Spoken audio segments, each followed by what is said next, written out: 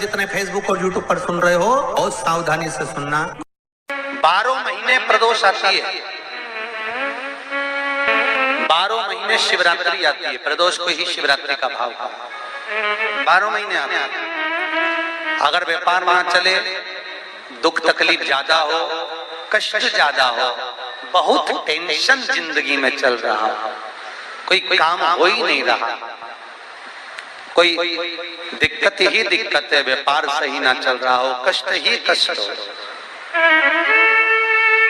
और यहां तक है अगर बीमारी ने भी घेर रखा हो और बहुत जिंदगी में दुख चल रहा हो, कहीं मत जाना। प्रत्येक महीने प्रदोष आती है, हर महीने शिवरात्रि प्रदोष आती है। 1 लोटा पानी, 5 बेलपत्र, 5 बेलपत्र, एक शमी पत्र,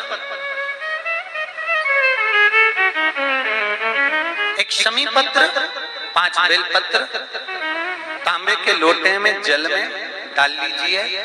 7 दाने अक्षत के, आखे अक्षत के डाल लीजिए। और प्रदोष काल में, प्रदोष काल जो शाम का समय होता है, प्रदोष काल में भगवान शंकर के मंदिर जाकर पांव में चप्पल पहनकर ना जाइए। घर में घी का दिया लगाकर कलश लेकर शिव के मंदिर में चले जाइए।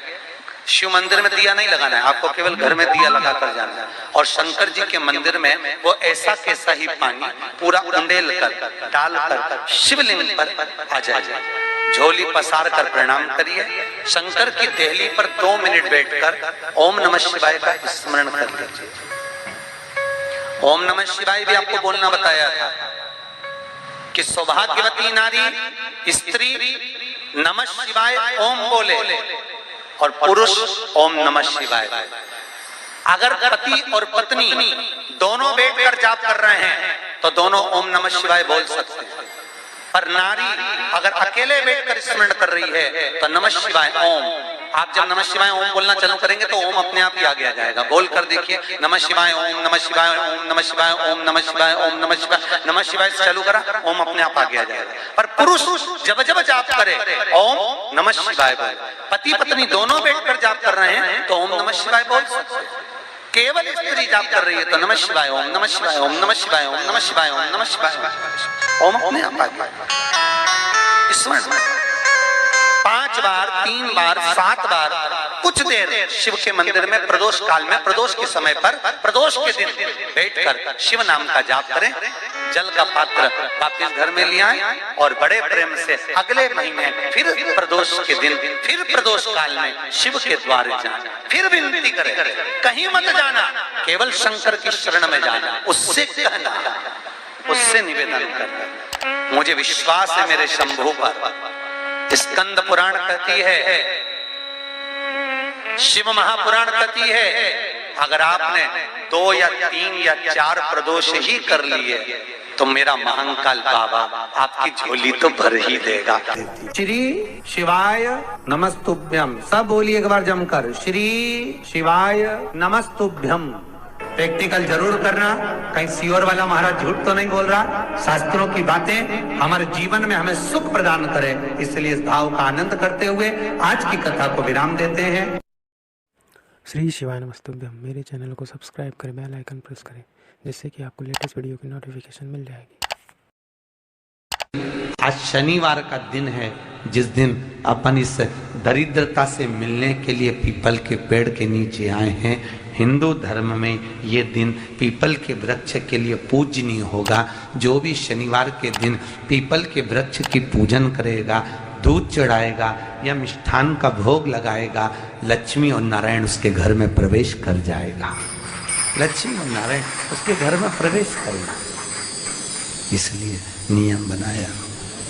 कौन से दिन का? शनिवार।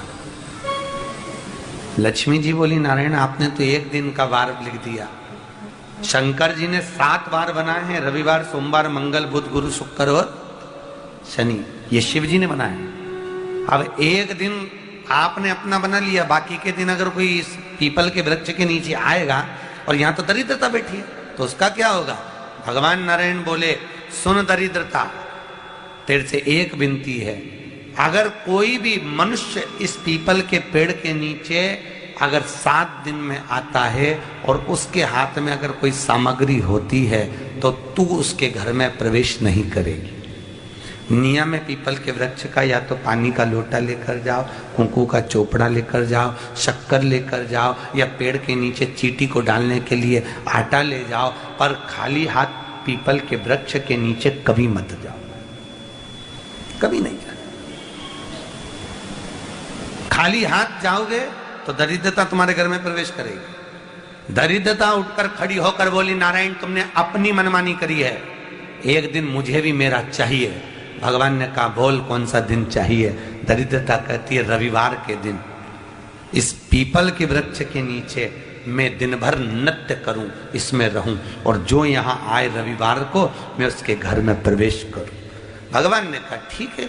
दरिद्रता रविवार का दिन एक ऐसा दिन रहेगा जिस दिन तू इस पीपल के वृक्ष के नीचे नृत्य करेगी और जो आएगा इस पीपल के वृक्ष के नीचे तो उसके साथ प्रवेश करेगी।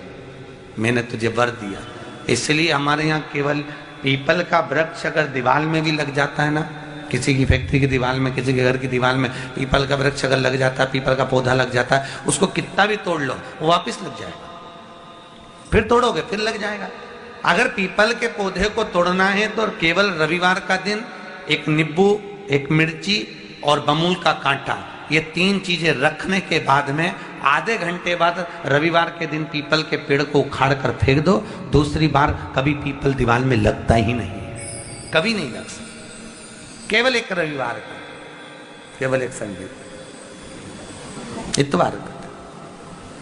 घर में दीवारों पर अगर पीपल लग भी गया है, इसलिए पीपल के वृक्ष को उखाड़ने का, अगर घर में पीपल लगा हुआ है या पीपल का पौधा हमारे घर में लग गया, उसको उतारना, निकालना, लगाना, तो पीपल के वृक्ष को अगर निकाला जाता है तो रविवार के दिन, और अगर पीपल के वृक्ष को कहीं लगाया जाता है तो सोमवार के दिन या मंगलवार के दिन, बुधवार के दिन, इन दिनों में लगा सकते पीपल के वृक्ष कहीं लगाना। शनिवार का दिन एक ऐसा दिन होता है जिस दिन पीपल के वृक्ष को कहीं जाकर लगाया नहीं जाता, क्योंकि शनिवार के दिन पीपल के वृक्ष के नीचे लक्ष्मी रहती है। हम अपने हाथों से अगर पीपल का वृक्ष किसी दूसरी जगह पर शनिवार को रोपित करते हैं तो हमारे घर की लक्ष्मी अपने घर से छिन्न होकर चली जाती है। इसलिए शनिवार के दिन पीपल लगाया नहीं जाता, किसी के घर जाकर उसको वापस पलटा नहीं जाता। लग गया उसको डाल। प्रभु मेरी धर्म पत्नी को कहाँ रखूं आप बताओ। वो तो जहां यज्ञ होता है, अनुष्ठान होता है, दान होता है, पुण्य होता है, सत्कर्म होता है, वहां जाने को तैयार नहीं। अब करूं क्या। भगवान ने बोला एक काम करो। दुर्वासा जी बोले जिसके यहाँ रात्रि में बर्तन झूठे पड़े रहते हो उसके घर में इस दरिद्रता को लेकर तुम प्रवेश कर जाना। जिसके यहाँ रात्रि में बर्तन झूठे पड़े हो वहां लेकर प्रवेश कर जाओ। दूसरी जगह दुर्वासा जी बोले जो स्त्री घर में दोपहर के समय पर सो रही हो उसके घर में इसको लेकर प्रवेश कर जाएगी। जो स्त्री दोपहर के समय में घर पर सो रही हो इस दरिद्रता को लेकर प्रवेश कर जाइए। तीसरा, जिसके यहाँ पर दरवाजे पर कांटे वाले पौधे लगे हों उस घर में इस दरिद्रता को लेकर प्रवेश कर जाइए। दरिद्रता कितनी सुंदर बात कही है। दाता और विधाता कौन कौन? दाता और विधाता। लक्ष्मी और दरिद्रता के सगे भाई हैं। कौन कौन? दाता और विधाता।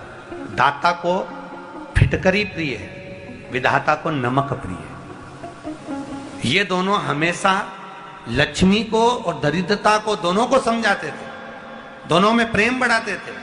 आज भी हिंदू धर्म की रीति है। यहां तो ठीक है, जिसके यहां पर भी अगर थोड़ी सी भी परेशानी होती है, थोड़ा सा क्लेश होता है, अशांति होती है, लक्ष्मी नहीं टिक रही हो, काम नहीं बन रहे हो, बहुत प्रयास करा जा रहा हो और हमारा कार्य नहीं होता, तो क्या करते हैं? फिटकरी और नमक को पानी में डाल देते हैं और घर में पोछा लगा देते हैं। आप लोगों ने आजकल फेसबुक पे भी पढ़ा होगा, व्हाट्सएप पे भी पढ़ा होगा। तो क्यों लिखा उसमें? उसका कारण ही केवल इतना है कि दाता और विधाता की प्रियता उसमें। माता ख्याति के जो 4 बच्चे हुए इसमें जो 2 लड़के हैं दाता और विधाता, उसकी प्रियता उसकी पूर्णता उसमें। अब दुर्वासा जी बोले अपनी धर्म पत्नी को वहां लेकर, जहां कांटेदार पौधे लगे हों वहां पर लेकर प्रवेश कर जाइए। कांटेदार पौधों में उस दरिद्रता का निवास हो गया। कितना विचित्र कथा यहां वर्णन करी है। श्रीमद् भागवत के अंतर्गत जो वर्णन किया कि मृत्यु निश्चित है। रोग ऐसा शनि महाराज के कारण हो गया हो, अच्छे काम करते करते उल्टे हो रहे हैं, होते हैं किसी किसी के साथ में, विपरीत परिस्थितियां आ जाती है। अच्छा करने जाओ बुरा हो जाता है, अच्छा कर्म करने जाओ बुरा हो जाता है। तो पीपल के वृक्ष की जो छाल होती है, छाल देखिए, पीपल के वृक्ष में जो छाल लगी होती है, उस छाल को घिसकर चंदन बनाकर भगवान शंकर का स्नान कराकर, अभिषेक कराकर, पूजन कराकर, पूजन कराने के बाद में पिपलेश्वर महादेव का नाम लेकर, कौन से महादेव? पिपलेश्वर महादेव का नाम लेकर वो जो घिसी हुई छाल होती है, उस छाल का तिलक भगवान शंकर को लगा लो और उसी का थोड़ा सा भाग अपने कंठ पर, मस्तक पर लगाना प्रारंभ कर दो। धीरे धीरे जो विपरीत दशा है वो सुधरना प्रारंभ हो जाती है। पर नाम याद रखना, पिपलेश्वर। काशी में जो शिव जी की स्थापना कौन ने करी? काशी में जो शंकर भगवान बैठे उनकी स्थापना करी थी शनि महाराज ने। किसने करी थी? शनि महाराज ने। क्योंकि भगवान शनि महाराज को उनकी माता के द्वारा श्रापित हो गए और शनि महाराज कांपने लगे। शनि महाराज कांपते कांपते, मैं जाऊं तो जाऊं कहां, करूं तो करूं क्या? महाराज, शनि महाराज दौड़े और दौड़कर भगवान भोलेनाथ के पास पहुंचे। हे शंकर, त्रिकालदर्शी, कैलाशी, अविनाशी, कृपा करिए बाबा भोलेनाथ, कृपा करो। क्योंकि दुनिया में 33 करोड़ देवी देवता हैं जिनको शनि लग सकता है, केवल एक, किसको छोड़कर? शिव को छोड़कर। राम जी को शनि लगा तो 14 वर्ष वनवास चले गए। कृष्ण को शनि लगा तो मथुरा छोड़कर द्वारका चले गए। शनि लगा। हनुमान जी को शनि लगा तो गुफा में बैठकर राम राम जपना पड़ा।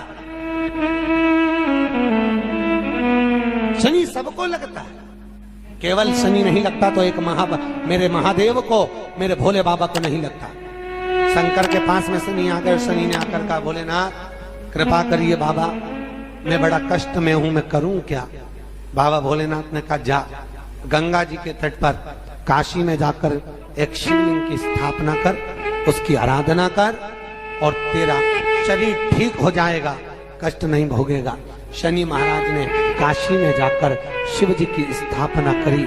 आज भी नियम है, जिसको शनि लग जाता है एक काजल की डिब्बी ले लो और काजल की डिब्बी को 21 बार उतार कर उसको एकांत में जाकर, जंगल आदि में एकांत में किसी पेड़ के नीचे इतना सा खड्डा खोद कर उसमें काजल की डिब्बी को डाल दो और मिट्टी से पूर दो, उस व्यक्ति का शनि समाप्त हो जाता है।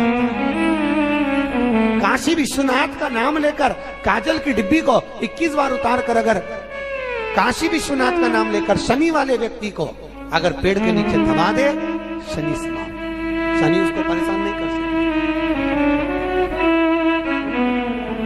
काशी कितनी मूलता